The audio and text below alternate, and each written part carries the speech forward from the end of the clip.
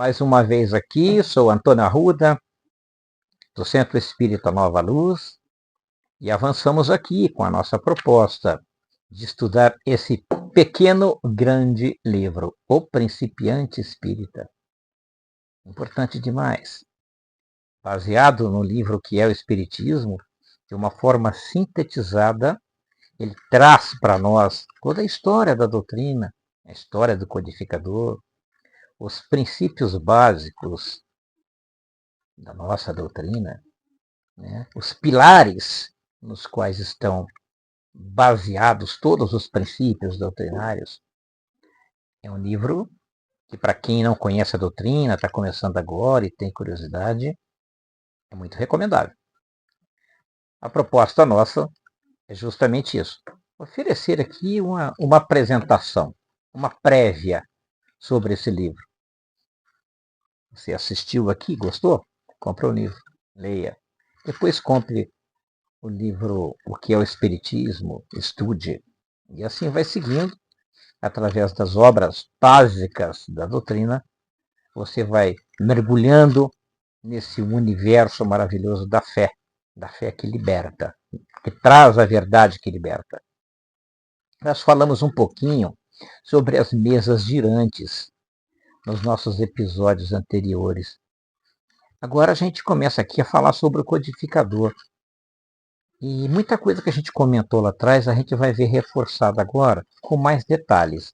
A gente vai se basear mais agora no que realmente está no livro, porque nós vamos investigar agora alguns detalhes curiosos para entender como é que isso tudo começou. Lembrando que Kardec não foi o inventor do Espiritismo.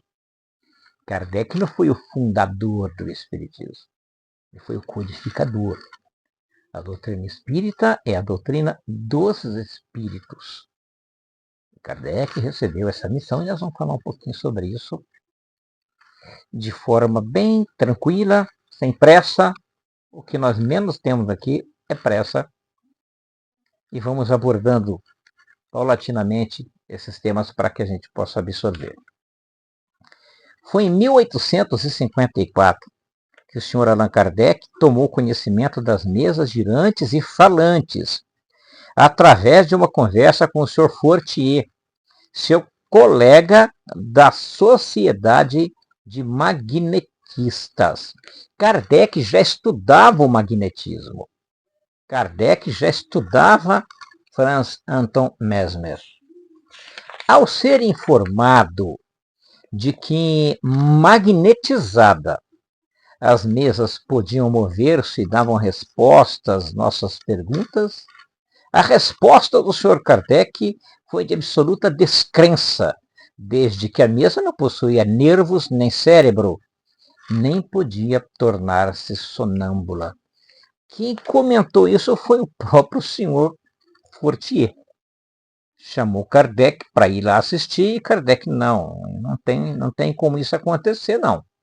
A mesa não tem nervos, não tem cérebro, como é que vai responder pergunta?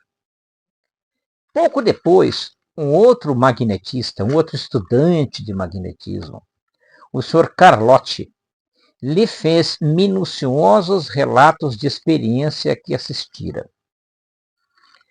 Em consequência do que pôde ele dispor-se a assistir às primeiras sessões práticas em maio de 1855, um ano depois praticamente, em casa da senhora Roger, em presença do já citado Fortier, do senhor Patier e da senhora Prenemaison. Deste último cavalheiro, ouviu relatos num tom diferente, frio e grave, cheio de argumentos que se acomodavam aos princípios científicos. Note bem, o senhor Fortier simplesmente diz, olha, tem lá umas mesas lá, batendo o pé, respondendo pergunta. Kardec falou, não vou perder tempo com isso, não. Eu tenho coisa mais importante para fazer. Mesa não tem nervo, não tem cérebro, como é que vai responder pergunta?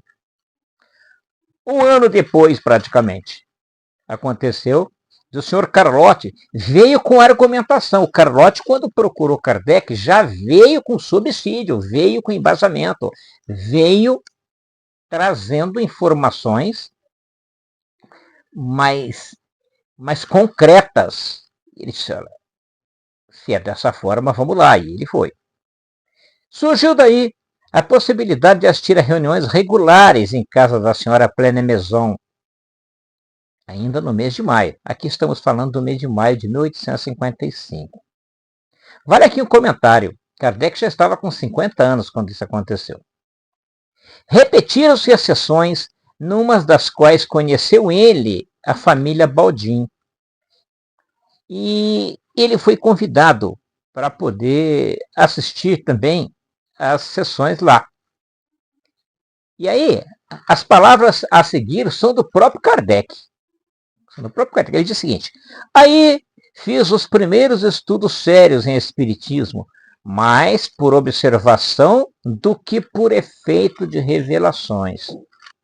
E ele prossegue, Kardec prossegue. A essa nova ciência apliquei, como tinha feito até então, o método experimental. Jamais formulei teoria preconcebida. E logo mais adiante, desses fenômenos, entrevi a chave do tão obscuro e controvertido problema do passado e do futuro, e a solução que durante toda a vida tinha buscado. Numa palavra, era uma revolução completa nas ideias e nas crenças, sendo, pois, necessário proceder com circunspecção e não com leviandade, ser positivista em vez de idealista, para não ser arrastado por ilusões. Eis a evidenciação do homem de ciência.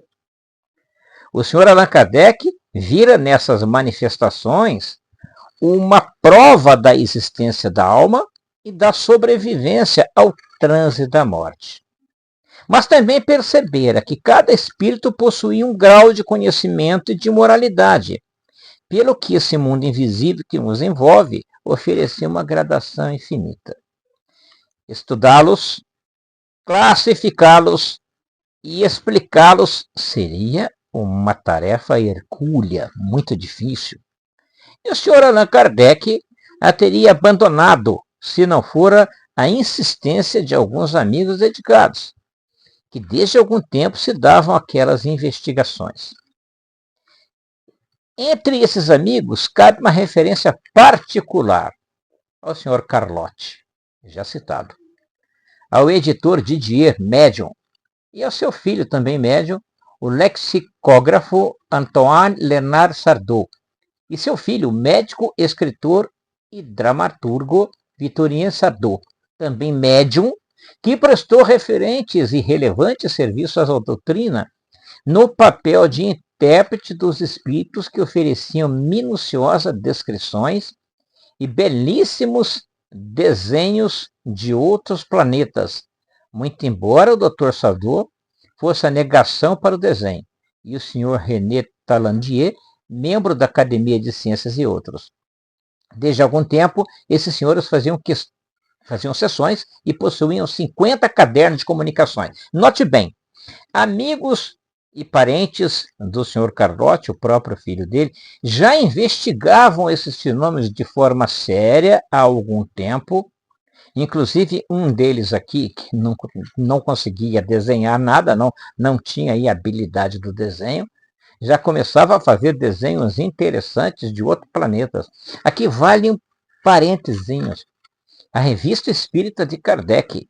Pesquisem. A Revista Espírita de Kardec. Lá tem muitas menções acerca dessas ilustrações e desenhos de outros planetas. O fato é que eles já tinham lá 50 cadernos de comunicações. Esse é um fato interessante. Quando Kardec resolve que daria prosseguimento à codificação da doutrina, ele já recebe um material pronto de pessoas sérias, dedicadas, pessoas do seu círculo de relacionamento. Ele já recebe um vasto material para que ele comece a fazer o seu estudo, a sua análise, a sua codificação.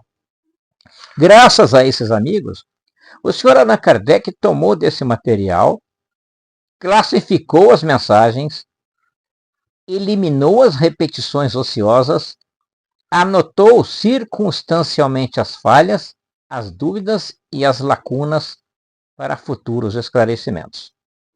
Ele teve cuidado de ouvir outros espíritos, através de outros médios, que não o das casas do Sr. Rostand, o qual não deve ser confundido com o Sr. Jean Baptiste Rostand. Não estamos falando aqui do Rostand.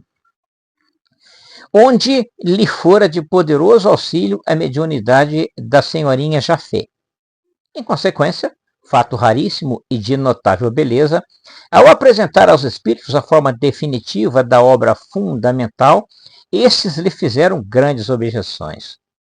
É que o Sr. Allan Kardec apresentava o espiritismo como uma religião nova, com o que não concordaram os seus conselheiros espirituais.